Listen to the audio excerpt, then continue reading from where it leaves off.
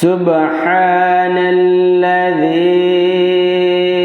আসরা বি'আবদিহি লাইলাম মিনাল মাসজিদিল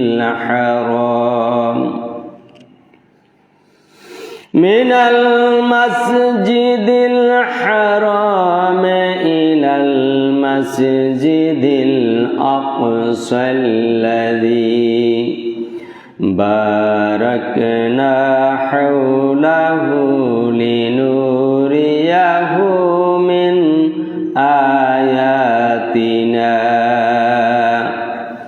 ইন্নাহু হুয়াস সামিউল বাসীর। وقال النبي صلى الله عليه وسلم لا يؤمن أحدكم حتى أكون أحب إليه من والده وولده والناس أجمعين رواه البخاري. وقال تعالى في شان حبيبه مخبرا وآمرا إن الله وملائكته يصلون على النبي يا أيها الذين آمنوا صلوا عليه وسلموا تسليما. اللهم صل على سيدنا مولانا محمد وعلى آل سيدنا شافعنا محمد. সবাই মহব্বত করুন আল্লাহুম্মা سيدنا مولانا محمد وعلى آل سيدنا شافعنا محمد.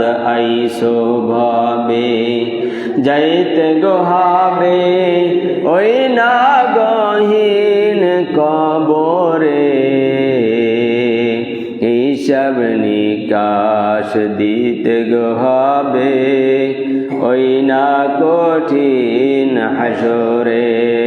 আল্লাহুম্মা সাল্লি আলা সাইয়্যিদিনা মাওলানা মুহাম্মদ ওয়া আলা আলি সাইয়্যিদিনা শাফি'ানা محمد. لا إله إلا الله لا إله إلا الله لا إله إلا الله لا إله إلا الله لا إله إلا الله لا إله إلا الله. হরে নামাজ রোজা সাইরো না তোমরা নামাজ রোজা সাইরো না মা বাবাকে ভুলো না. হরে জান্নাতবাসী হইতে চাইলে প্রাণ ভরে করো সাধনা. লা ইলাহা ইল্লাল্লাহ লা ইলাহা ইল্লাল্লাহ লা ইলাহা ইল্লাল্লাহ লা ইলাহা ইল্লাল্লাহ মুহাম্মাদুর রাসূলুল্লাহ সাল্লাল্লাহু আলাইহি ওয়াসাল্লাম. সম্মানিত অতিথিবৃন্দ, মুসল্লিয়ানে কেরাম, দূর দূরান্ত থেকে আগন্তুক মেহমানবৃন্দ, মুরাব্বিয়ানে কেরাম, যুবকবৃন্দ, ছোট ছোট কলেজা টুকরা সোনামণিরা, ইউটিউব, ফেসবুক, বিহার সহ সকলকে জানাই আমার আন্তরিক সালাম ও মোবারকবাদ। আসসালামু আলাইকুম ওয়া রাহমাতুল্লাহি ওয়া বারাকাতুহু। আপনারা সবাই কেমন আছেন? আলহামদুলিল্লাহ। আমরা যে ভালো আছি, যে আল্লাহ রাব্বুল আলামিন আমাদেরকে সুস্থ রেখেছেন, তাকে খুশি করার জন্য সুস্থ থাকি আর অসুস্থ থাকি, সবসময় শুকরিয়া আদায় করবো কার? দিল থেকে বলুন না আলহামদুলিল্লাহ। আমি এক সপ্তাহ ধরে সর্দি জ্বর ভুগতেছি, তো এগুলা আল্লাহর নিয়ামত করেন। এই জন্য আমরা যে যেখানে আছি, গরিব আছি ধনী আছি, সবাই সবসময় আল্লাহর শুকরিয়া আদায় করব। আজকে শুকরিয়ার মধ্য দিয়া গত জুমার আগের জুমায় আমরা মিরাজ কেন্দ্রিক আলোচনা করেছিলাম। থেকে কিছু শিখতেও পারবেন না, আমলও করতে কষ্ট হবে আপনাদের। আল্লাহ তাআলা যেন সকলকে আগে ভাগে আসার তৌফিক দান করে, সকল বলেন আমিন। আমি সেই একই সূরা 15 নম্বর পারা সূরাতুল বনী ইসরাইলের 1 নম্বর আয়াত আজকেও তেলাওয়াত করেছি, আর একখানা হাদিস। এটাই হচ্ছে মিরাজ কেন্দ্রিক আয়াত। রাসূল পাক সাল্লাল্লাহু আলাইহি ওয়াসাল্লাম যে মেরাজে গেছেন, বিশ্বনবী সাল্লাল্লাহু আলাইহি ওয়াসাল্লাম তার প্রিয় দোস্ত আল্লাহ রাব্বুল আলামিনের আরশে আজিমে গেছেন, তার বাস্তব দৃষ্টান্ত দেওয়ার জন্য আল্লাহ এই বনী ইসরাইলের প্রথমেই সেই মেরাজের ঘটনাকে কেন্দ্র করে আয়াত নাজিল করেছে, বলুন আলহামদুলিল্লাহ। আর যেই যুগে রিক্সা ছিল না, অটো ছিল না, ভ্যান ছিল না, সেই যুগে তো রাস্তাঘাট ছিল না, মাদ্রাসা ছিল না, ইবতেদায়ী ছিল না, প্রাইমারি ছিল না, কিচ্ছু ছিল না। সেই যুগে তো প্রশ্নই আসে না যে এক রাইতে মক্কাতে মদিনায় যাওয়া, ফিলিস্তিন বাইতুল মুকাদ্দাসে যাওয়া, সেখান থেকে প্রথম আকাশ তো ভালো আসমানে গেছে, দ্বিতীয় আসমানে, তৃতীয় আসমানে, এবার সপ্তম আসমান পেরিয়ে আল্লাহর আরশে আজিমে গেছে, বলুন না সুবহানাল্লাহ। এটা কি আশ্চর্য না আশ্চর্য ছাড়া? এই জন্য সুবহানাল্লাহ, আশ্চর্য কিছু শুনলে আমরা বলি সুবহানাল্লাহ। এটা কি সম্ভব? কি করে সম্ভব হলো? কিন্তু সব কিছু আল্লাহ রসুলের পক্ষে সম্ভব, আমাদের পক্ষে সম্ভব না। আল্লাহর পক্ষে সবটাই করা সম্ভব। আল্লাহ একবার কুন বললে ফায়া কুন, সারা দুনিয়া তুলার মতো উঠতে থাকবে, সারা দুনিয়া, মানুষ টানুষ কিচ্ছু না, ছাতুও পাওয়া যাবে না। এই হলাম আমরা, এই হলো আমাদের ক্ষমতা। তাই সে আল্লাহ পাক তার হাবিবকে নেবে কত দ্রুত, কত শক্তিশালী বোরাকে বিমানে নেবে, সেটা তো তার ব্যাপার, ঠিক কিনা বলেন?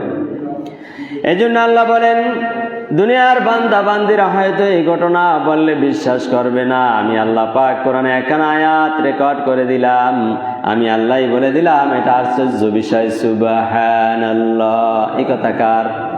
আল্লাহ বলছে সুবহানাল্লাহ। আমি আল্লাহই বললাম সুবহানাল্লাহ, এটা আশ্চর্য বিষয়। তোমরা শুই না চমকে যাইও না যে আল্লাহ রসুল এক রাত্রে 27 বছর কাটাইছে মক্কা মদিনা, ফিলিস্তিন ছাড়াইয়া প্রথম আসমান সপ্তম আসমান পেরিয়ে আরশে আজিমে গেছে, আমি আল্লাহই বললাম সুবহানাল্লাহ।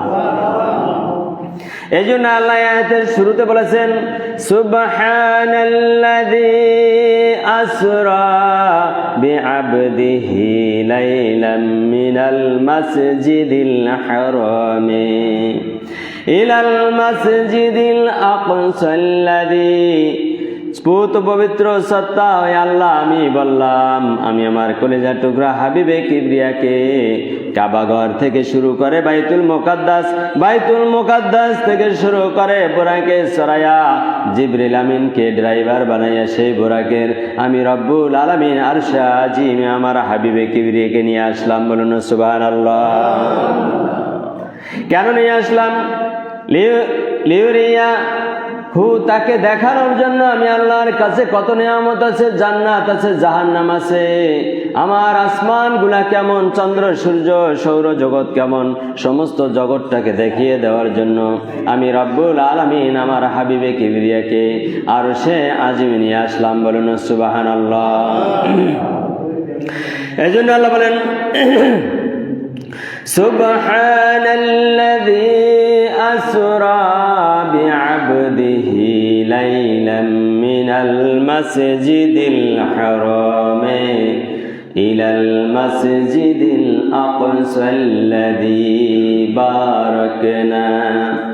বারাকনা হাওলাহু লিনুরিয়াহু মিন আয়াতিনা ইন্নাহু হুয়াস সামিউল বাসীর, বলুন আল্লাহু আকবার। আল্লাহ বলেন, আমি আমার সমস্ত নিয়ামত, জান্নাত জাহান্নাম যা কিছু আছে আমার সপ্তম আসমানের উপরে সব কিছু আমার হাবিবে কিবরিয়াকে দেখাইয়া দেওয়ার জন্য আমি রব্বুল আলামিন আমার দোস্তকে আরশে আজিমে নিয়ে আসলাম। সুবহানাল্লাহ। আর ওই একই বছরে মা খাদিজা মারা গেলেন। আবু তালেব তার কলিজার টুকরা চাচা, যেই বাপ ছিল না মা ছিল না, ছোটবেলায় বিশ্বনবী সবাইকে হারিয়ে এতিম হয়ে গেলেন। রসুলকে কে সান্ত্বনা দেবে? আল্লাহর রসুলের চাচা আবু তালেব সহ যারাই চাচা ছিল আব্বাস, সকলে আদর যত্ন করে তাকে লালন পালন করতে লাগলেন, বড় করলেন। একই বছরে আবু তালেব মারা গেল। খাদিজা রাদিয়াল্লাহু কলিজার টুকরা বিশ্বনবীর স্ত্রী মারা গেলেন। ভীষণ শোক পেলেন বিশ্বনবী। নবীজিকে খুশি করাই ছিল আল্লাহর সর্বদা কাজ। বলুন সুবহানাল্লাহ। আল্লাহর নবী বলেছে, ও সাহাবীরা, দুনিয়ার সকল নবীরা আল্লাহকে রাজি খুশি করার জন্য কাজ করেছেন, কিন্তু আমায় এমন একজন নবী তোমরা কি জানো? আমি হলাম হাবিবুল্লাহ। হাবিবুল্লাহ অর্থ যাকে খুশি করার জন্য স্বয়ং আল্লাহ সর্বদা কাজ করে। সুবহানাল্লাহ। বিশ্বনবী সাল্লাল্লাহু আলাইহি ওয়াসাল্লাম হজ করতেছেন, সাথে ছিল ওমর রাদিয়াল্লাহু। ওমর রাদিয়াল্লাহু বারবার ইব্রাহিম আলাইহিস সালাম যে কালো পাথরটার উপরে দাঁড়িয়ে ওই বাইতুল্লাহ কাবা ঘর মেরামত করেছিলেন, ওই পাথরটা আজও আছে না নাই? মাকাম ইব্রাহিম আছে না নাই? রাজ করতে গেছেন, আজও সাপ আছে পায়ের। ইব্রাহিম আলাইহিস সালামের যখন পাথরের উপরে উঠতো, উপরে উঠে যাইতো লিফটের মতো, যখন দূরে ডালা রং করা লাগতো দূরে যাইতে পারতো, নিচে নামলে নিচে লিফটের মতো ওই পাথরটা নরম হয়ে কার ক্ষমতায় নামতো?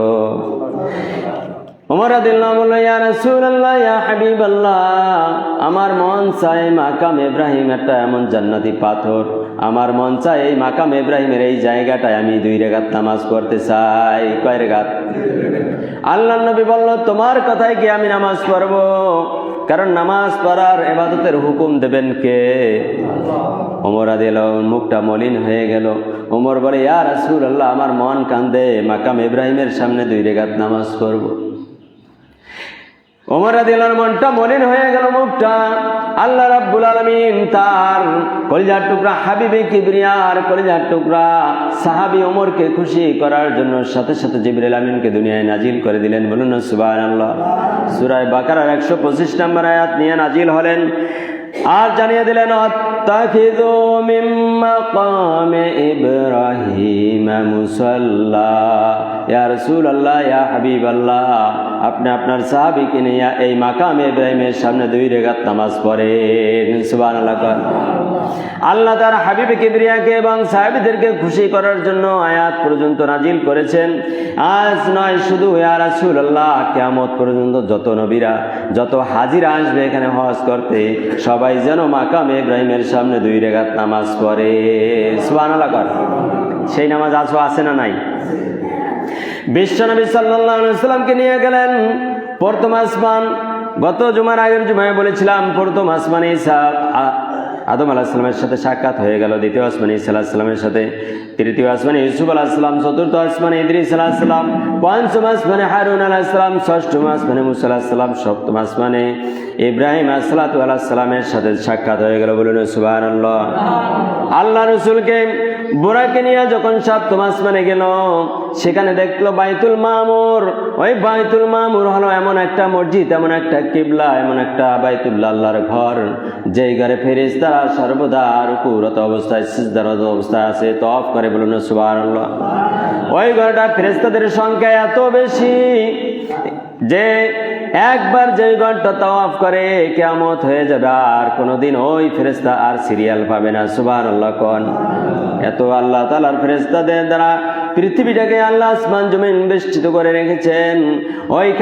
ওইখানে দেখতে পেল ইব্রাহিম আলাইহিস সালাম একটা বড়ই গাছের সাথে ঢেস লাগানো, আর এক বর্ণনায় পাওয়া যায় বাইতুল মামুরের দেওয়ালের সাথে ঢেস লাগিয়ে বসে আছে। ইব্রাহিম আলাইহিস সালামের সামনে অসংখ্য ছোট ছোট শিশুরা কোরআন তেলাওয়াত করতেছে, পড়াশোনা করতেছে, হাফিজি পড়তেছে। আল্লাহ রাসূল সাল্লাল্লাহু আলাইহি ওয়াসাল্লাম সাক্ষাৎ করলো, সালাম বিনিময় করলেন। এক পর্যায়ে জিজ্ঞাসা করলো ইব্রাহিম আলাইহিস সালাম, এই যে আপনার সামনে শিশুরা পড়াশোনা করতেছে, এরা কারা? তখন ইব্রাহিম আলাইহিস সালাম বলল, এই শিশুগুলো হলো ওই সমস্ত দুনিয়ার শিশুরা যেই মা আর বাবারা চেয়েছিল আমার সন্তানটা হাফেজ বানাবো, হয়তো মারা গেছে, বানাতে পারে নাই, অথবা টাকার পয়সার অভাবে ওই বাপ মা কলেজার টুকরা সন্তানগুলারে হাফেজ বানাইতে পারে নাই। ওই সন্তানগুলারে আল্লাহ হাফেজ বানানোর জন্য এখানে আমাকে এই বাচ্চাদের জন্য শিক্ষক হিসাবে হাফেজে কোরআন বানানোর জন্য বসিয়ে দিয়েছে। বলুন সুবহানাল্লাহ। আমি এদেরকে পড়াইতেছি, এদেরকে পড়াইয়া হাফেজে কোরআন বানাইয়া দেব। এরপর ওরা কাল কিয়ামতের মাঠে জান্নাতে উঠবে, আর ওর বাবা মাকে আল্লাহ নূরের টুপি পরাইয়া জান্নাতে উঠাইয়া দেবে। বলুন সুবহানাল্লাহ। এই জন্য বাচ্চাদেরকে হাফেজি পড়ানোর নিয়াত করার দরকার আছে না নাই? আমরা চেষ্টা করবো ইনশাআল্লাহ। বাইতুল মামুর এখান থেকে চলতে চলতে বোরাকে আবার নবীজিকে নিয়ে জিবরিল আমিন সামনে, মিকাইল পিছনে বসা, সেই বোরাকে নিতে নিতে আবার উপরের দিকে রওনা। যাইতে যাইতে এবারে সিদরাতুল মুনতাহায় চলে এসেছে। কোথায়? সিদরাতুল মুনতাহা হলো এমন একটা স্থান, যেমন মঠবাড়িয়া বাজার এই মসজিদ মাঝখানে একটা জায়গা আছে না নাই? আর আল্লাহর আরশ আর দুনিয়ার মাঝামাঝি যেই জায়গাটা, ওটার নাম হলো সিদরাতুল মুনতাহা। কোন জায়গা? সিদরাতুল মুনতাহায় কোনো বর্ণনায় পাওয়া যায় ওখানে গিয়া জিবরাইল থেমে গেলেন, উপরে যাওয়া যাবে না, নূরের তাজাল্লি। যাই হোক, ওখান থেকে আস্তে করে ওখান থেকে আবার বুরাক, উন্নত বুরাক আসলো। আমরাও দুনিয়ায় তো গাড়ি চেঞ্জ করি অনেক সময়। প্রধানমন্ত্রী মানে ঢাকা থেকে আসছে বা রাজশাহী খুলনা আসছে, ওখান থেকে হেলিকপ্টারে, ওখান থেকে আবার মনে করেন বুরাক নামক ওই প্রাইভেট কারে কি আমরা বিভিন্নভাবে আনি কিনা। তা আল্লাহ তার হাবিবে কিবরিয়াকে আরশে আজিমে নেওয়ার জন্য এরকম বুরাক রাখতে পারেন কি পারেন না? সিদরাতুল মুনতাহা থেকে অন্য বুরাকে নিয়ে গেলেন। 70,000 নূরের পর্দা ভেদ করতে করতে করতে করতে আল্লাহর হাবিবে কিবরিয়া কে আল্লাহ রব্বুল আলামিন সেই আরশে আজিমে নিয়ে গেলেন। বলুন সুবহানাল্লাহ। আল্লাহ রাসূল গিয়া সালাম দিলেন। আল্লাহ তার হাবিবে কিবরিয়াকে পাশে বসালেন। সালাম বিনিময় হলো। আল্লাহ তাআলা জিজ্ঞেস করলেন, হাবিবে কিবরিয়া, তুমি আমার জন্য দুনিয়া থেকে মেহমান এসেছো, কি নিয়ে এসেছো? আল্লাহ রাসূল বিনয়ের সুরে বলল, আল্লাহ রাব্বুল আলামিনকে জানিয়ে দিলেন, আত্তাহিয়াতু লিল্লাহি ওয়াসসালাওয়াতু আত-তাইয়্যিবাতু। আমরা পড়ি না নামাজের মধ্যে যে তাশাহুদ পড়ি, এটা বিশ্বনবী পড়লেন, ওটাই আমাদের নামাজের মধ্যে তাশাহুদ বানিয়ে দিলেন। আল্লাহ বলুন সুবহানাল্লাহ। আত্তাহিয়াতু লিল্লাহি, ও আল্লাহ, আমার যত পুত পবিত্রতা আছে, নামাজ রোজা আছে, দান সাদাকা আছে, আমার উম্মতের গোটা উম্মতের যত পুত পবিত্রতা, নামাজ রোজা দান সাদাকা আছে, সব কিছু আপনার কুদরতি পায়ে আমি রাসূল পাক সাল্লাল্লাহু আলাইহি ওয়াসাল্লাম দান করে দিলাম। সুবহানাল্লাহ। আল্লাহ খুশি হয়ে বললেন, আসসালামু আলাইকা আইয়ুহান নবী ওয়া রাসূল, আপনার উপরে আমার সালাম, শান্তি বর্ষিত হোক। আল্লাহ রাসূলের মুখটা মলিন হয়ে গেল। ডাক দিয়ে বলল, তোমার মুখটা মলিন কেন দোস্ত? বলল, আল্লাহ, দুনিয়ায় অসংখ্য আমার গরিব অসহায় অসহায় উম্মাত রেখে এসেছি, আজকে এমন একটা নাজ নেয়ামত পূর্ণ আপনার আরশে আজিমে আসলাম, মেহমান হলাম। এইখানে শুধু আমাকে একলারে সালাম দিলে হবে না, আমার কলিজার টুকরা উম্মাতদেরকেও আপনার সালাম দেওয়া লাগবে। সুবহানাল্লাহ। আল্লাহ জানিয়ে দিলেন, আসসালামু আলাইনা ওয়া আলা ইবাদিল্লাহিস সালিহিন। যত নেককার বান্দা বান্দিরা আছে সবার উপরে আমি আল্লাহর পক্ষ থেকে সালাম। এজন্য বলা হয় আসসালাতু মিরাজুল মুমিনিন, নামাজ হচ্ছে মুমিনদের জন্য মেরাজ। নামাজ কি? মেরাজ। কারণ আল্লাহ রাসূল সাল্লাল্লাহু আলাইহি ওয়াসাল্লাম বলেছেন, বান্দা যখন নামাজ পড়ে আল্লাহ আর বান্দার মাঝে কোনো তফাৎ থাকে না। বলুন না সুবহানাল্লাহ। আল্লাহ বান্দা যেন আল্লাহর কুদরতি কদমে সিজদা দিল। বলুন না সুবহানাল্লাহ। এই জন্য আমরা সিজদা যখন দেব মনে করবো আল্লাহর কুদরতি পায়ে দিতেছি, আমি না দেখলেও আল্লাহ আমাকে দেখতেছেন, আল্লাহ আমার সামনে দাঁড়ানো আছে। বিনয়ের সুরে কলিজার মধ্যে ভয় নিয়ে, তাকওয়া নিয়ে, চোখে পানি নিয়ে যদি সিজদা দিতে পারেন, আল্লাহ তার মাগফিরাতের হাত আপনার পিঠের মধ্যে বুলাইয়ে দেবে। বলুন সুবহানাল্লাহ। ওইখান থেকে সব কিছু দেখলেন, জান্নাত জাহান্নাম আল্লাহ দেখালেন, সব কিছু নাজ নেয়ামত দেখলো। কাইটে গেল 27 বছর। কয় বছর? 27 বছর এক রাত্রিতে কাটানো আল্লাহর পক্ষে সম্ভব না অসম্ভব? আজ গত রাত্রে যে আপনারা 8 ঘন্টা ঘুমাইছেন, এক ঘুম দিয়েছেন, সকালে উঠছেন, ঘুম দিয়ে ওইটা কি বলতে পারবেন যে আমি 8টা ঘন্টা ঘুমাইছি? বোঝা যায় কথা কানা? আদম আলাইহিস সালাম থেকে যারা কবর দেশে জান্নাতি মানুষগুলা ঘুম দিয়েছে ওই রকম ঘুম পড়ছে। কিয়ামতের মাঠে সূরা ইয়াসিনের 51 নম্বর আয়াত পড়ে দেখবেন, অনুফিকা ফিস সূরে ফাইদাহুম মিনাল আজদাসি ইলা রাব্বিহিম ইয়ানসিলুন। ইসরাফিল আলাইহিস সালাম যখন সিংহায় ফুৎকার মারবে, আদম থেকে সমস্ত মানুষগুলা ন্যাংটা উলঙ্গ অবস্থায় কবর থেকে উঠে কিয়ামতের মাঠে রবের দিকে দৌড় দেবে। বলুন না সুবহানাল্লাহ। তখন বলবে, ক্বালু ইয়া ওয়াইলানা মান বা'আসানা মিন মারকাদিনা হাযা মা ওয়া'আদার রহমান ওয়া সাদাকাল মুরসালুন। কে আমাদেরকে ঘুম ভাঙাইলো, ঘুম থেকে উঠাইলো কে? একটু ঘুম পড়লাম মাত্র উঠাইলো কে? সুবহানাল্লাহ। ঘুমাইছে আদম আলাইহিস সালামের যুগে, উঠে ঘুম ভাঙলে কি? একটু কাল ঘুম পড়ছি। আসলেই তো ভাই 8 ঘন্টা ঘুমাইলে কি বলা যায় আমি 8 ঘন্টা ঘুমাইছি?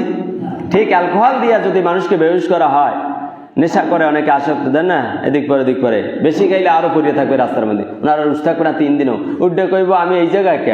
কি কথা বুঝেন আমার? তার মানে ঘুমাইলে আর হুশ থাকে না।